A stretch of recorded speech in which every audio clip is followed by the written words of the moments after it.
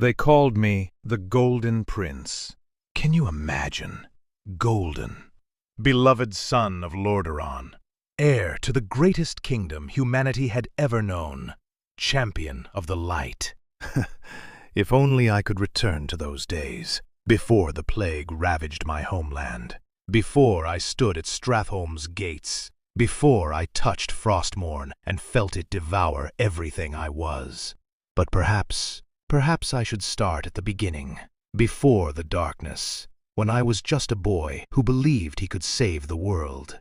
Let me tell you how the Golden Prince came to be. I was born in a time of relative peace. My father, King Arthas Menethil II, ruled over Lordaeron with wisdom and strength. My mother, Queen Leanne, gave me the love and warmth every child deserves. I had an older sister, Kalia, who looked after me with fierce devotion. We had everything.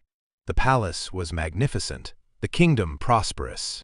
But I was born just 4 years before the orcs came through the dark portal and shattered our world. I grew up surrounded by heroes. Real heroes. Not the kind from children's stories, but men and women who had fought in the wars, who had bled for the Alliance, who had saved humanity from extinction. My childhood friend was Varian Wrynn. Yes, that Varian Wrynn, the boy who would become King of Stormwind. We were close, him and I. We'd spar together when his father brought him to visit Lordaeron. 2 princes playing at being warriors, not knowing the weight that would one day crush us both. But it was my mentors who truly shaped me. Muradin Bronzebeard, brother to the Dwarven King Magni himself, took it upon himself to teach a pampered human prince how to actually fight. He was gruff, demanding, and absolutely brilliant. I remember the first time I managed to land a hit on him during sparring. I was 14, and I thought I'd conquered the world. Muradin just laughed, told me not to get cocky, and proceeded to put me on my back 3 more times in a row. But he was proud. I could see it in his eyes. Then there was Uther. Uther the Lightbringer. One of the first 5 Paladins, hero of the Second War, and the greatest man I've ever known. He taught me the ways of the light, not just how to wield it, but what it meant. Justice, compassion, sacrifice, putting others before yourself. He was like an uncle to me. More than that, he was everything I wanted to become.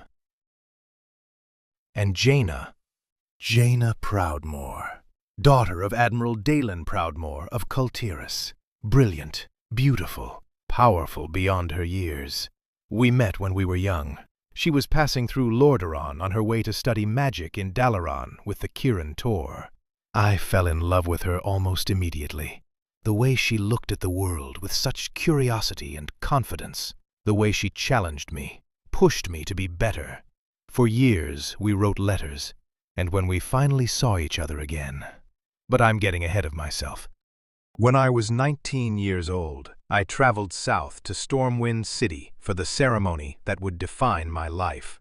The induction into the Knights of the Silver Hand, the Cathedral of Light. If you've never seen it, you cannot imagine its majesty. Soaring arches of white stone, stained glass windows that painted the floor in brilliant colors, and the presence of the light itself. You could feel it in that place, warm and welcoming like coming home. The greatest leaders of the Alliance were there. King Gen Greymane of Gilneas, Lord Thoris Trollbane of Stromgarde, Admiral Dalen Proudmoore, and Jaina. I hadn't seen her since we were children, and when our eyes met across that cathedral, I barely heard a word of the ceremony. Archbishop Alonsis Feol himself presided over my induction. 4 of the 5 original Paladins stood before me. Uther, of course. Tyrion Fordring, whose righteousness was legendary. Saidan Dathrohan, the stern warrior of the light. And Gavinrad the Dire, who would place the weapon in my hands. I knelt before them, and I remember Uther's words so clearly. Arthas Menethil, you have been tested and found worthy. Do you swear to uphold justice and defend the innocent? To walk in the light and carry it to the darkest corners of this world. I do. Gavin Rad handed me a warhammer. Not just any weapon. Light's Vengeance, they called it. Holy, powerful, forged specifically for this moment. I felt its weight in my hands, and it felt right. Like destiny. Then Uther himself placed the ceremonial silver plates upon my shoulders, the pauldrons of a knight of the silver hand. I wasn't just a prince anymore. I was a paladin. I stood, and the cathedral erupted in celebration. I was overwhelmed with joy, with purpose, with the absolute certainty that this was what I was meant to be. After the ceremony, I visited Varian. He'd just become king after his father's murder during the First War, and he had a wife now, Tiffin, and a newborn son they'd named Anduin. I held that baby in my arms, and little Anduin gripped my finger with his tiny hand. Varian joked that his son already had good taste, choosing to hold on to a paladin. We sparred afterward, reminiscing about our childhood. He'd gotten better, much better, but I held my own. When I returned to Lordaeron, I felt invincible. I would be the champion my people needed. I would be the hero who protected them from any threat. The light had chosen me, trained me, armed me. I was ready for anything, or so I thought. But being a paladin wasn't just glory and heroism. It was responsibility. My father expected me to learn statecraft, to understand the politics of the kingdom, to be ready to rule one day. I struggled with that. I wanted to be in the field, defending people, doing something. Sitting through council meetings about trade agreements and tax policies felt like a waste of time. I wanted to be like the heroes of the Second War. I wanted to matter. Uther saw it in me, that impatience, that need to prove myself. He tried to temper it, to teach me that patience was as important as courage. But I was young, and I was certain I knew better. At least I had Invincible. When I was 9 years old, I watched a foal being born at the Balnir farmstead. The moment I looked into his eyes, I knew we were meant for each other. The Balnir family gave him to me 2 years later, and I named him Invincible, following the tradition of naming steeds after virtuous qualities. He wasn't a war horse, not bred for battle, but he was mine. For 10 years we were inseparable. When I rode him, we moved as one. He understood me with just the slightest touch of my heel. He was loyal, trusting, perfect. But then came that winter day. I was frustrated, suffocated by the pressures of being both prince and paladin. I needed to escape, to feel free.